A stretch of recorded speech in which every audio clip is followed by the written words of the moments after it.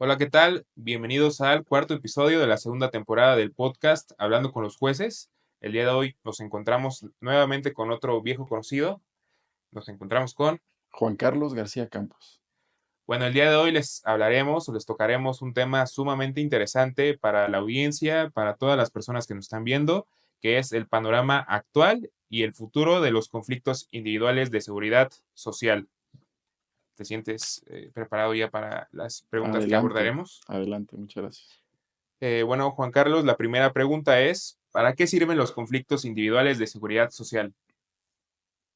Y desde la reforma a la Ley Federal del Trabajo que entró en vigor el 1 de diciembre de 2012, hubo modificaciones y se creó un procedimiento especial para reclamar prestaciones de esa naturaleza de seguridad social, como pueden ser pensiones al Instituto Mexicano del Seguro Social, o algunas prestaciones de la misma naturaleza a las AFORES, por ejemplo, o al Instituto de Vivienda de los Trabajadores, el conocido como Infonavit. A partir de esa reforma, les decía, se creó un procedimiento especial a través del cual los trabajadores, asegurados y o beneficiarios, acuden ahora, antes de la reforma de 1 de mayo de 2019, acuden ahora a los tribunales laborales federales de asuntos individuales a reclamar ese tipo de prestaciones. Entonces, en concreto, ese tipo de procedimientos es para reclamar pensiones y prestaciones de esa naturaleza, devolución de recursos, de los ahorros de las cuentas individuales que administran las AFORES. En esencia, esos son y para eso sirven. Ahora, permíteme hacer aquí un paréntesis para, digámoslo así, entrar en materia en torno a pues, cuál es el panorama actual y cuál es el futuro de ese tipo de procedimientos en donde se reclaman esas prestaciones. Debo decirles y recordarles que cuando existían las juntas, siguen existiendo, pero me refiero a que sigan recibiendo asuntos nuevos. Esto ya no sucede a partir del 1 de mayo de 2019. Fue gradual y en el 2023 terminó esto. Eh, ¿Qué hacían las juntas? Yo iba con mi escrito de demanda y a la vez instaba dos acciones o más. Por ejemplo, oye, reconóceme como legítimo o legítima beneficiaria de los derechos laborales de tal trabajador fallecido. Entonces, te pido que me otorgues, Instituto Mexicano del Seguro Social, una pensión de viudez, por ejemplo. Y así cualquier otro tipo de pensiones. Incapacidades, invalidez, cesantía en edad avanzada, todas las que establece la ley del Seguro Social. Y entonces, ¿qué es lo que hacían las juntas? Recibían la demanda, analizaban las acciones y decían, mira, aquí hay dos acciones o tres, ¿no? Que es la reconocimiento legítimo de beneficiario, el otorgamiento de la pensión y todas las prestaciones accesorias. Bien, la Junta nunca puso, digámoslo así, algún pero con recibir y tramitar ese tipo de acciones. ¿Qué es lo que sucedía en ese entonces? Bueno, te lo recibían sin mayor problema, pero pues no sabías cuándo se iba a resolver, ¿no? Esa es una de las críticas que en su momento se hizo al funcionamiento de las juntas, sean o no culpables, bueno, se dio la reforma. ¿Qué sucede ahora? Y este es el panorama actual para empezar a acercarnos al tema. A partir de que empezaron a funcionar los nuevos tribunales, me refiero a los tribunales laborales federales de asuntos individuales, que son los que en la actualidad sustancian ese tipo de procedimientos, sobre todo los reclamados al IMSS, ¿qué empezaron a hacer algunos jueces? Dijeron, ¿cómo que vienen dos acciones en una? La de reconocimiento del legítimo beneficiario y la del otorgamiento y pago de una pensión, cualquiera de las previstas en la ley de Seguro Social. Desgraciadamente siempre sucede, y no me refiero a todos, pues por ahí uno que otro, muy imaginativo, juzgador, dijo, voy a dividir las acciones. Y entonces voy a mandar a sufrir al beneficiario, dependiendo del asegurado. En el caso de reconocimiento legítimo de beneficiarios, voy a mandarlo con un juez local para que ese juez determine si es o no legítimo beneficiario de los derechos laborales de tal persona. Y una vez que tenga ese reconocimiento, esa sentencia que además ya haya causado estado, entonces con esa sentencia ya puede venir ante mí como juzgador y me pide la pensión. Entonces empezaron a dar muchos juicios, cientos o miles. La verdad es que los números a veces uno no los conoce bien a bien, pero tan fue preocupante que inmediatamente hubo contradicciones de criterios entre los plenos de circuito y ahora plenos regionales y tribunales colegiados de diferentes circuitos, y la Corte tuvo que decidir y decirle a los jueces, dándoles un jalón de orejas, por así decirlo, diciendo, oye, ciertamente, la técnica señala que si tú pides el reconocimiento de legítimo beneficiario y por otro lado el otorgamiento de una prestación, sí, un juez local puede resolver sobre esa prestación, sobre el reconocimiento de legítimo beneficiario. Pero ¿qué crees? Le dijo la Corte. Te recuerdo que años antes yo ya había... Esto que te voy a decir, dijo la Corte, o que les voy a decir al Sistema Jurídico Nacional, yo ya lo había dicho ante las juntas, pero ahora lo reitero ante los nuevos tribunales. Cuando se trata de ese tipo de acciones promovidas en una sola demanda, reconocimiento del legítimo beneficiario y el otorgamiento de una pensión, por ejemplo, de viudez, el rubro, el ámbito, la competencia federal jala al local. Entonces, los 100 nuevos tribunales, cuando se trata de ese tipo de acciones, dos en una o más, la competencia federal jala a la local y entonces tú, juez, Tribunal Laboral Federal de Asuntos Individuales, vas a conocer esas dos secciones. Y entonces ya esa primera puerta que les dio mucho sufrimiento a los beneficiarios y o asegurados, afortunadamente la Corte la abrió y dijo, claro que vas a conocer. Muy bien, empezó o siguió aplicándose e interpretándose la nueva Ley Federal del Trabajo o las nuevas reformas que entraron en vigor a partir del 2 de mayo de 2019 y siguieron las interpretaciones. ¿Qué sucedió después? Y ahí viene, a lo mejor voy a hacer una pausa, y ahí viene el panorama, parte del panorama futuro. Por ahí algún juez dijo, ay, este artículo 899-C, previsto en la Ley Federal del Trabajo, como que pareciera que obliga que cuando presentes el escrito de demanda, todos los hechos que tú narras deberás acompañar las pruebas pertinentes, porque si no, empezaron a decir los jueces, y ahí fue mucho, o la gran mayoría, sabes que tu acción es improcedente. Si no me acompaña, tú dices que le pediste una pensión al IMSS y te la negó, sí, demuéstramelo. No, es que fue verbal. No, si no me lo demuestras, tu acción la archivo, ¿no? Y entonces otra vez empezó una lucha interpretativa que al final de cuentas se decidía o se dilucidaba ante los tribunales colegiados. ¿Y qué pasó con los tribunales colegiados? Le dijimos, oye, ciertamente estamos en un procedimiento de naturaleza especial e inclusive para ese tipo de procedimientos de naturaleza social o de seguridad social, hay un procedimiento específico para reclamar ese tipo de prestaciones. Pero también en otras partes, para los juicios ordinarios, la Ley Federal del Trabajo establece, y también ese capítulo especial, que tratándose el número de semanas cotizadas y el otorgamiento no de una pensión, esa carga corresponde a los institutos de seguridad social. De tal manera que si el trabajador dice, IMSS, yo te pedí de manera verbal el otorgamiento de una pensión y tú no me contestaste, me dijiste que no, la carga de desvirtuar esa afirmación sigue siendo del IMSS, no del trabajador, de demostrar lo contrario. Entonces, empezó una serie de interpretaciones por parte de tribunales colegiados donde le empezamos a decir a los jueces, no, esa interpretación no cabe en este momento. Eh, Seguimos aplicando, digámoslo así, criterios a favor de los asegurados y o beneficiarios. Entonces, cuando un beneficiario diga, yo le pedí, no me dio, se presume cierto, salvo prueba en contrario. Y entonces, en el procedimiento, ya demostrará cada parte si soportó o no la carga que les impone la ley. Eh, digamos que se dividió la interpretación de ese artículo, donde nosotros empezamos, uno de esos tribunales fue donde yo estoy, donde dijimos, no, hay que interpretar a favor de la parte trabajadora o la parte asegurada o de la parte beneficiaria, hay que interpretar a favor de ellos la norma, ¿no? Entonces, ¿por qué le vamos a pedir ese tipo de requisitos? Nunca lo habíamos hecho, ¿no? Porque ahorita sí estamos interpretando de manera tan dura ese artículo 899C. Eh, y pues el asunto se fue a la corte.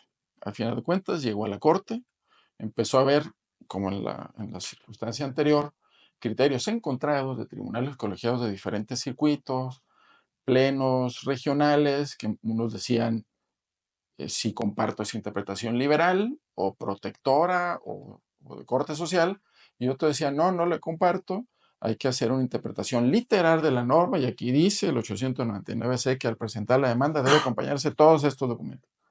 Y empezó una serie de criterios, ¿no?, interpretativos de la Corte. Hasta aquí la dejaría.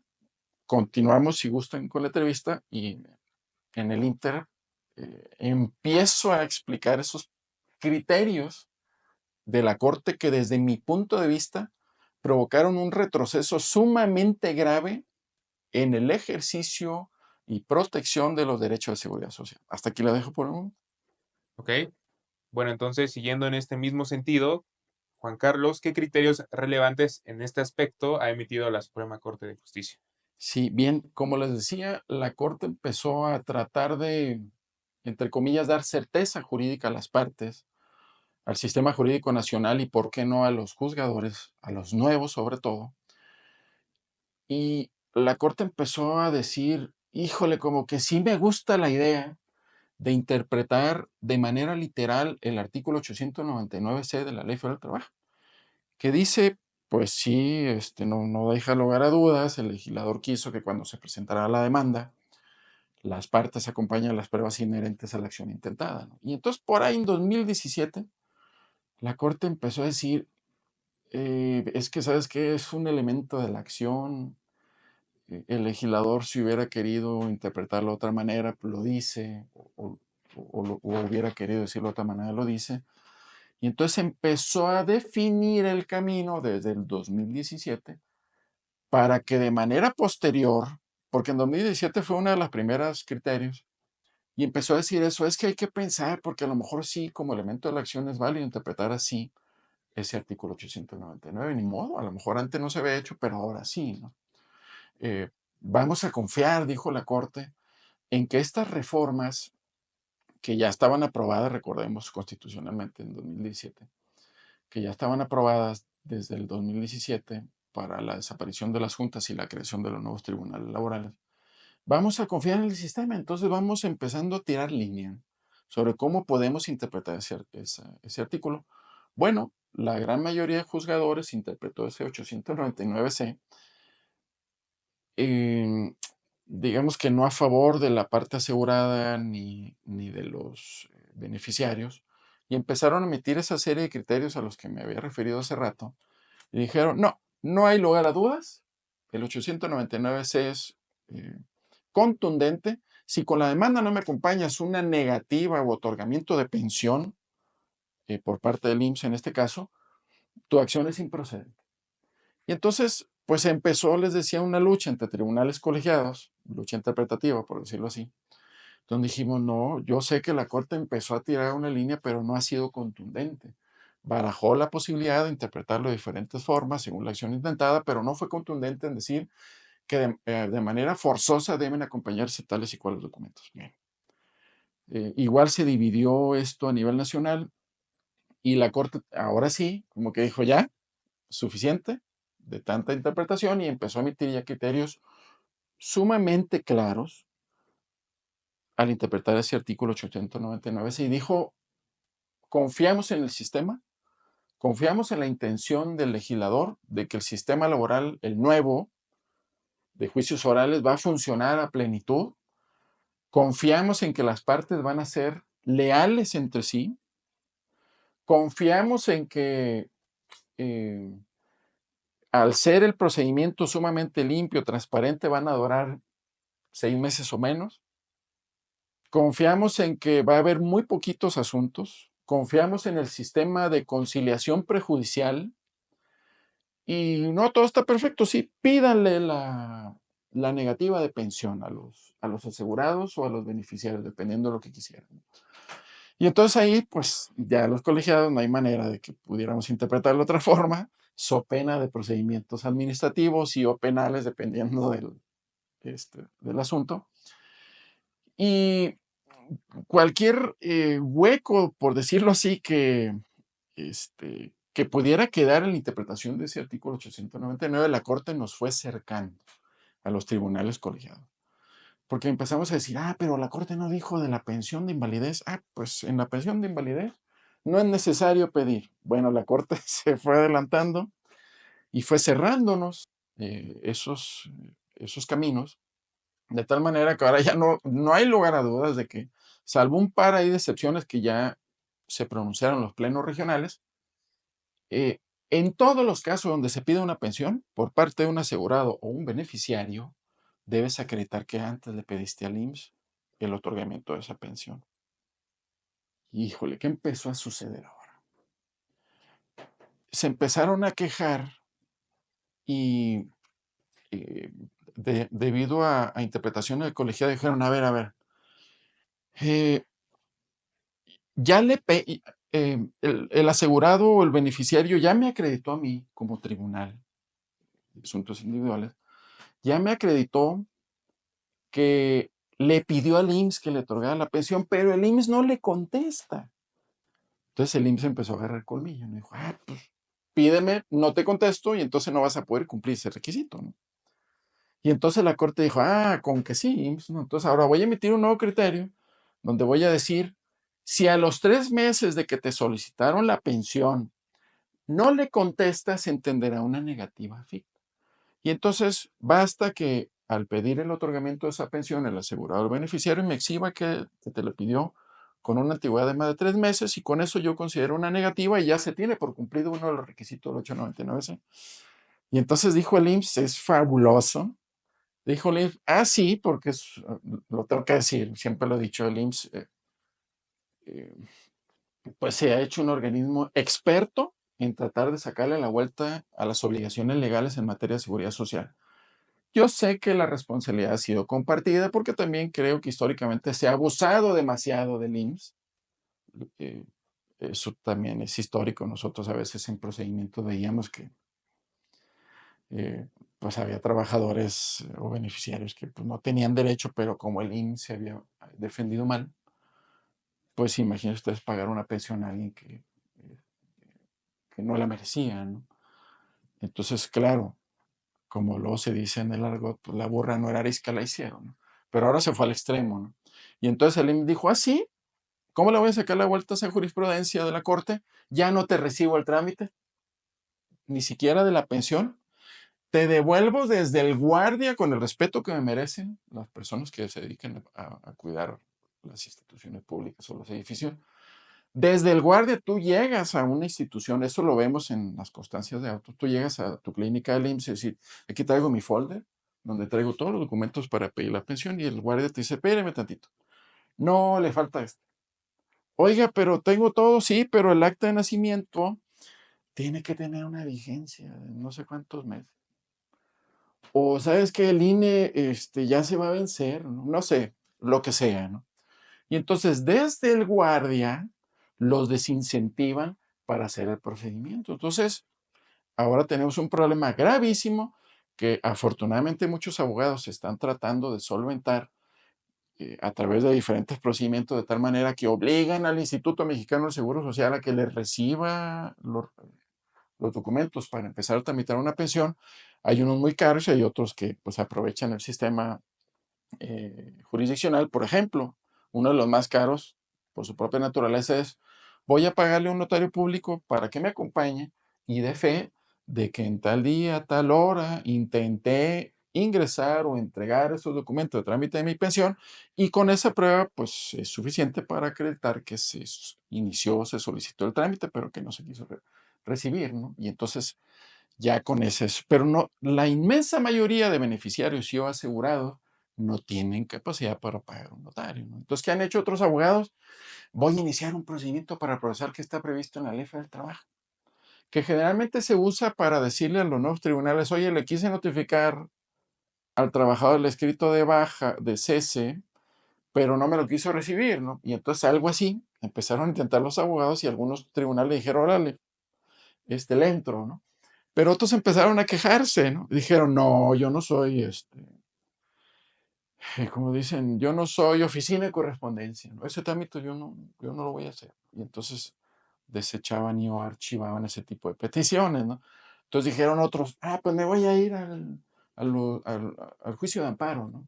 Por, no sé, violación del artículo 8, sexto, qué sé yo, acceso a la información, tratando de que alguna autoridad obligara al Instituto Mexicano del Seguro Social a recibir esos trámites.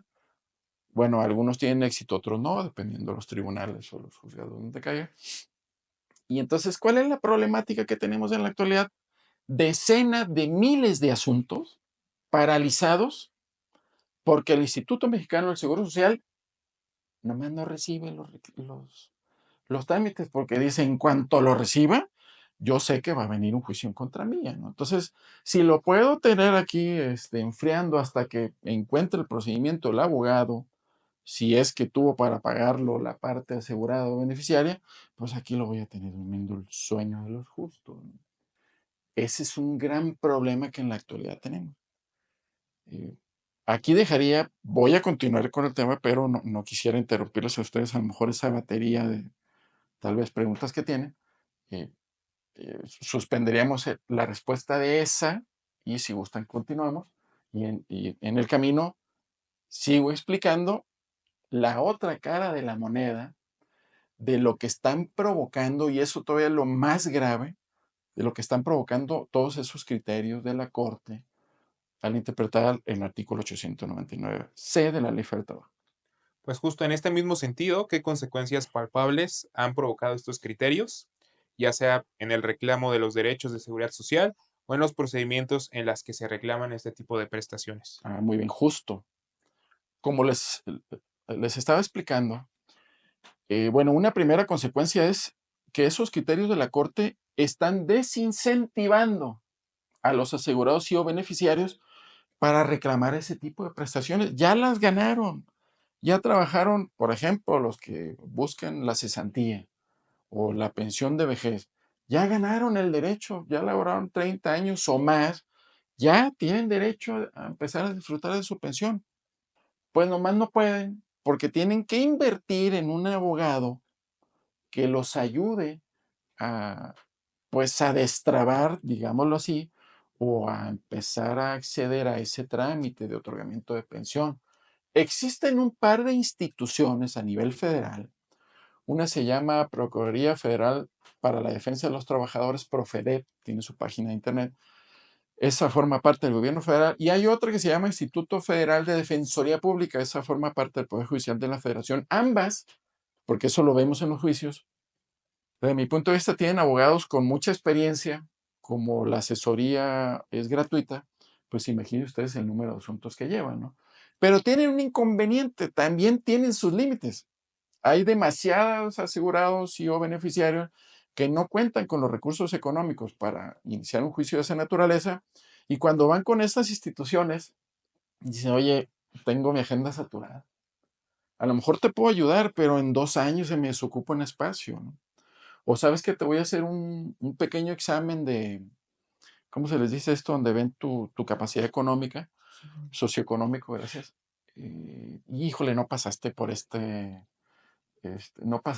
este examen, ¿no? Ujú, Entonces, eh, no pueden ayudar a todos, ¿no? Lo entiendo. Es claro. decir, están limitados, es un número determinado de servidores públicos, pues no pueden atender decenas de miles de juicios, ¿no? Entonces, ¿qué queda? Pues los asegurados dicen, para que me den 3 pesos de pensión y el abogado me cobra 5, nada más puedo iniciar el trámite, pues hay que se quede la pensión, ¿no? Y entonces, ¿qué está provocando? Pues que haya asegurados y beneficiarios que tienen el derecho, pero pues no tienen recursos para ello, ¿no? Ahora, esa es una parte del problema. ¿Cuál es la otra todavía más grave? Y en esta somos partícipes los tribunales colegiados, no por convicción, sino por obligación. Vamos a suponer, estas interpretaciones del 899C se dieron en el marco de la ley vigente que tenemos, la que inició a regir, la que inició su vigencia a partir del 2 de mayo de 2019. Sin embargo, Como el artículo 899C está desde la reforma a la Ley Federal del Trabajo que inició en vigor el 1 de diciembre de 2012, la Junta lo sigue resolviendo normal. Mis respetos para la Junta. Entiendo que para las juntas federales, ellas están resolviendo conforme a sus criterios, antes de estos criterios de la Corte. Pero ¿qué pasa cuando llegan a los colegiados? Vamos a suponer, inició un juicio el 1 de diciembre de 2012, en donde reclamé la pensión que ustedes quieran, donde reclamé a la FORE la devolución de los recursos existentes en mi subcuenta de vivienda y de retiro, que son los que eventualmente puedo retirar cuando ya disfruto una pensión de ese tipo, o un beneficiario que no tiene derecho a una pensión por el número de semanas, por lo que ustedes quieren, o que sí tiene derecho a la pensión, pero la inició en 2012, a partir del 1 de diciembre de 2012. La Junta resuelve en estos días un asunto de más de 12 años, absuelve o condena, según sea el caso. Vamos a suponer que absuelve a la parte asegurada o a la parte beneficiaria. Cuando llegan los colegiados, nosotros decimos, híjole, estos criterios de la Corte me obligan a aplicarlos desde todos los juicios que iniciaron el 1 de diciembre de 2012. Entonces, un asunto que estuvo guardado, qué sé yo, más de 12 años, nosotros decimos, híjole, no puedo resolver, no te puedo resolver en el fondo del derecho, porque mira, están estos criterios de la Corte. ¿Qué es lo más que puedo hacer? Voy a conceder para que la Junta te requiera para que exhibas la constancia de negativa o otorgamiento de pensión 13 años después. Y ya sabemos lo que va a suceder, no la tienen. Y el Instituto Mexicano del Seguro Social no va a decir, como estás en un juicio, te la voy a dar muy rápido. Eso no va a suceder. No ha sucedido ni va a suceder. Y entonces, esas concesiones que algunos tribunales colegiados o la gran mayoría estamos haciendo, pues la verdad es que no sirven para mucho. Porque ¿cuál va a ser el desenlace en el 99.9 de esos asuntos? No tienen la constancia. Y si va corriendo el apoderado del trabajador, IMSS, te lo suplico, mire, me vine de rodillas la cuadra anterior, no te lo voy a dar. Pues fórmate, ¿no? Fórmate en los 10,000 que están atrás de ti, ¿no? Y entonces, eh, cuando ya desahogue ese requerimiento que la Junta le hizo por nuestra concesión, pues la Junta va a decir, híjole, ahora sí te aplico los nuevos criterios, porque pues el tribunal colegiado ya me dijo, ¿no? Y entonces, ¿qué hace la Junta? Bueno, no me lo exhibiste, bueno, sigo el procedimiento y en el laudo voy a decir, te absuelvo de nuevo, IMSS, pero porque no exhibió uno de los requisitos previstos en el artículo 899. Y cuando viene con nosotros otra vez al amparo, tratando de impugnar la inconstitucionalidad del 899C e inconvencionalidad, nosotros le decimos, pues ya la Corte dijo que es constitucional, ¿no? Si no, no hubiera emitido estos criterios, ¿no? Y entonces nosotros, ¿qué hacemos? Confirmamos, digámoslo así, esa negativa de otorgamiento de pensión. Ahora, ¿qué pasa?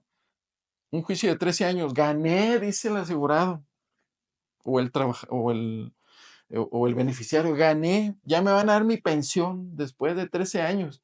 Viene el IMSS y sin dar argumentos, claro, la mayoría de las veces lo hacen, ¿no? Pero sin dar argumentos a veces, bueno, en mi tribunal no se ha dado el caso, pero en otros sí, ¿qué dicen los colegiados? Bueno, que no me haga valer concepto, la Corte ya dijo en todos estos criterios que es un elemento de la acción.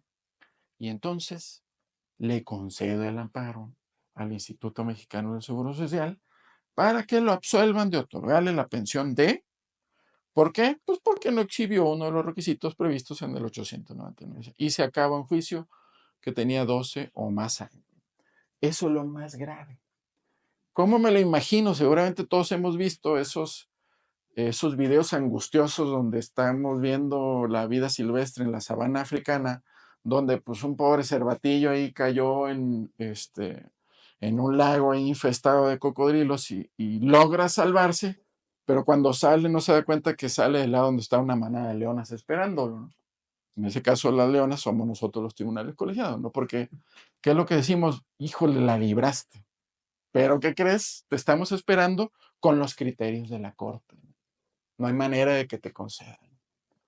Entonces, eso es lo más grave y o lo más triste que está sucediendo en ese tipo de conflictos de seguridad social. Entonces, bueno, aquí me detengo, no sé cuántas preguntas queden y tal vez empiezo a dar algunas conclusiones sobre, pues, qué podemos hacer, ¿no? No como autoridades, o bueno, tal vez, pero sí como parte actora y como juntas, ¿no? Tal vez. Juan, ¿qué recomendaciones podemos hacer a los litigantes, a las partes e inclusive a los tribunales laborales o las juntas para minimizar esta problemática? Eh, Fíjense ustedes que, eh, pues, empezar a solicitar como litigantes a la corte, ya sea a la que está en la actualidad o a la que viene a partir de septiembre de este año, pues que empiece a modificar esos criterios, porque atentan contra el ejercicio de derechos de seguridad social. Cuando toda la reforma laboral, uno de los argumentos que se dio es que los pobres trabajadores, es que los asegurados sufren cuando tienen juicios que duran 5 o más años y la acción o lo reclamado es una nimiedad o es algo tan claro. Pobres, los criterios de la Corte, en este tema, no estoy diciendo que todos, están provocando eso.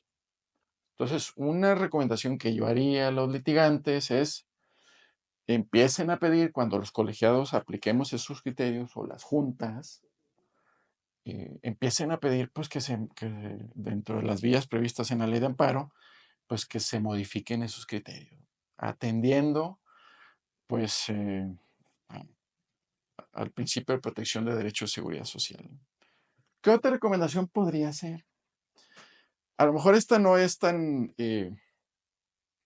pertinente, pero de todas maneras la creo necesaria. Juntas, ya sea por sí o porque se lo pidan los litigantes, regularicen esos procedimientos antes de que lleguen al juicio de amparo, porque es el mismo desenlace en todos, porque estamos aplicando los criterios. Juntas, antes de que resuelva, regulariza el procedimiento. Dale oportunidad a las partes de que te exhiban esa constancia, dales más tiempo, e inclusive, eso no lo he visto, pero es posible, interpretando la ley, junta, tú requiere al Instituto Mexicano de Seguro Social. Ayuda, por decirlo así, esa ayuda se puede ocultar detrás de las facultades para mejor proveer que establece la Ley Federal del Trabajo como facultades de la Junta, ¿no? Junta tú, eh, en uso de tus facultades para mejor proveer, ayuda a los asegurados y o beneficiarios, y esto lo pueden pedir también los litigantes, esto es más importante todavía, ustedes pueden pedirlo. Junta, ayúdame a que me reciba esa petición y espérame los 1, 2, 3 meses necesarios más. Ayúdame a que me reciba y ayúdame a que se apresure a contestarme. ¿No? Eso sí es válido hacerlo, pero lo tienen que pedir. Entiendo si la Junta tiene demasiado trabajo y más ahora que ya sabemos las circunstancias que se están enfrentando, la pérdida de plazas y de empleos. Es muy lamentable y sé que a lo mejor no pueden tener cabeza para eso, pero no quita que los litigantes propongan eso. ¿No? Esa sería en términos generales, y ya sea para bien o para mal, si los litigantes lo hacen, pueden apresurar el desenlace. ¿No? A lo mejor la Junta no les va a ayudar en todos, pero apresuran el desenlace en lugar de esperarse en 2 años más a que resuelva el juicio, la Junta y luego viene con nosotros y lo vamos a esperar con esa jurisprudencia, pues apresuren ese procedimiento. ¿No? Para bien o para mal es ganar, ganar para ambas partes. ¿No? Eh, ¿Alguna otra recomendación? Esta me sale pues de mi corazón laboralista.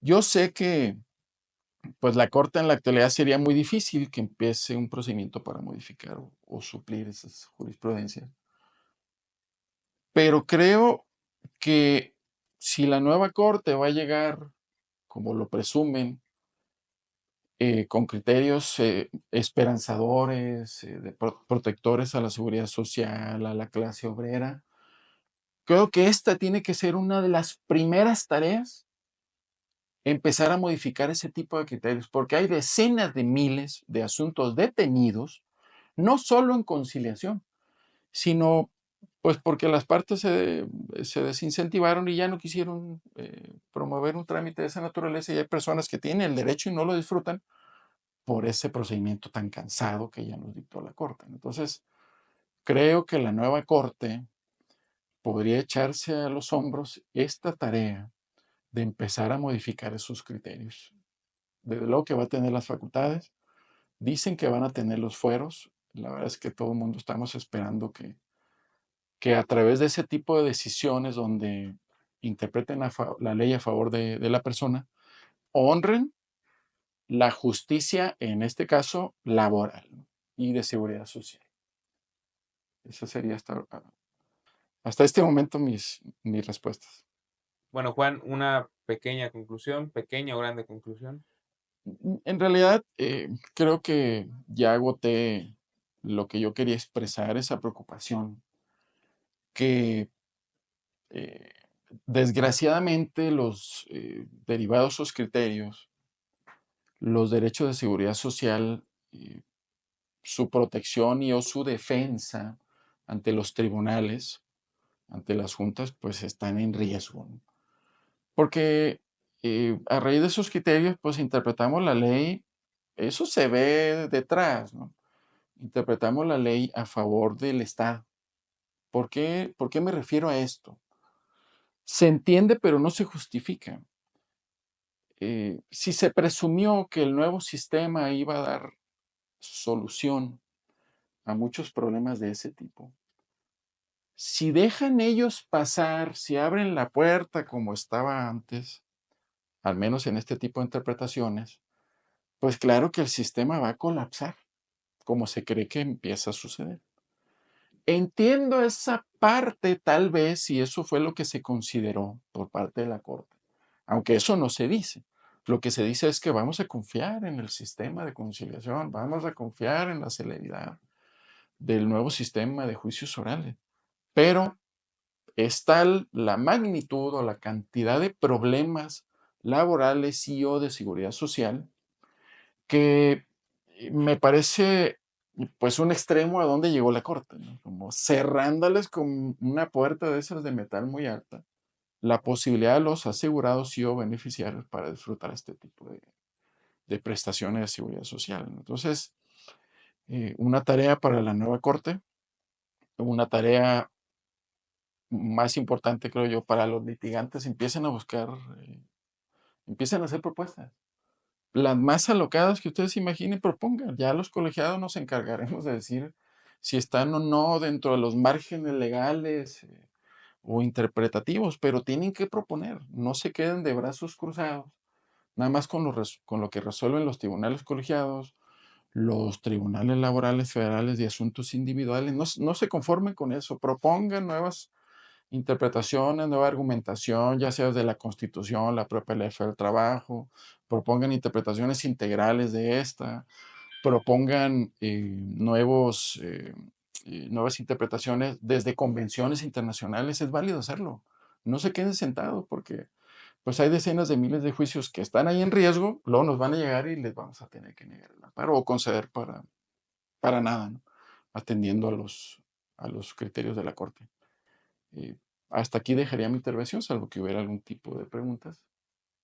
Pues por mi parte tampoco ninguna, Juan Carlos. La verdad te queremos agradecer muchísimo este espacio, para responder estas preguntas que son sumamente interesantes para todas las personas que nos están viendo. Un panorama complicado, pero la esperanza, siempre existe la esperanza, Sí, ¿no? muchas gracias. Así debemos pensar, en efecto. No todo está acabado, pero también necesitamos los tribunales, ayuda interpretativa, por decirlo así, de los litigantes. Muchas gracias. Muchas gracias, Juan. Gracias a ustedes por vernos. A sus Hasta luego. órdenes.